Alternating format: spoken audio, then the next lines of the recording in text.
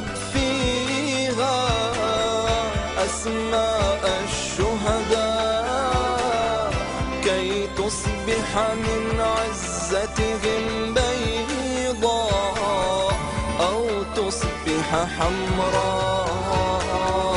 انشر راياتك واكتب فيها أسماء الشهداء